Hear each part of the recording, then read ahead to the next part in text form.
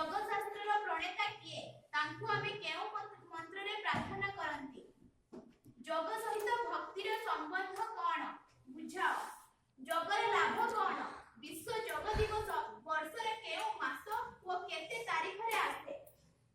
ଯୋଗ କରିବା ପୂର୍ବରୁ ସାବଧାନୀ 5ଟି ବାକ୍ୟରେ ଲେଖ।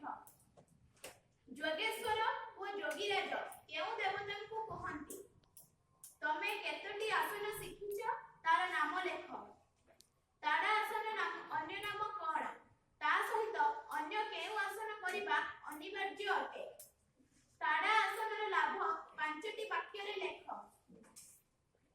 ମୋଟାପଣ ଦୂର କରିବାର କେଉଁ ଯୋଗାସନରେ ସହାୟତା ନେବା ବୁଝାଅ।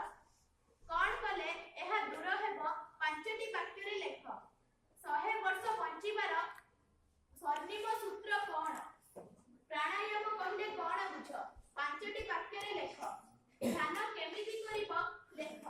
କଠିନ ବ୍ୟାୟାମ ଓ ସରଳ ବ୍ୟାୟାମ ମଧ୍ୟରେ ବର୍ଷର କେଉଁ ସମୟରେ କରାଯାଏ ବୁଝାଅ। ଶରୀରରେ ରୋଗ ମୁଖ୍ୟତଃ କେତେ ପ୍ରକାରର? ବ୍ୟାୟାମ ଶରୀରକୁ କେଉଁ କେଉଁ ଭାବରେ ରଖି କରାଯାଏ?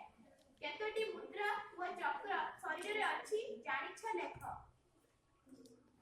ପଦ୍ମାସନ ଯୁକ୍ତ ଜ୍ଞାନ ମୁଦ୍ରା କେତେବେଳେ କରାଯାଏ ଓ କେଉଁଥିପାଇଁ?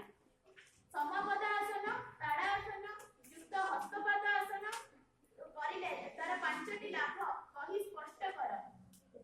3ଟି ଦେବତା ବା ଠାକୁରଙ୍କ ଆସନ କର ଓ ତାର ଲାଭ ବୁଝାଅ। ସୂର୍ଯ୍ୟ ନମସ୍କାରରେ କେତୋଟି ଆସନ ଅଛି କରି ଦେଖାଅ। ପ୍ରାଣାୟାମ ଅନୁଲୋମ ବିଲୋମ କରି ଦେଖାଅ ଓ ବୁଝାଅ।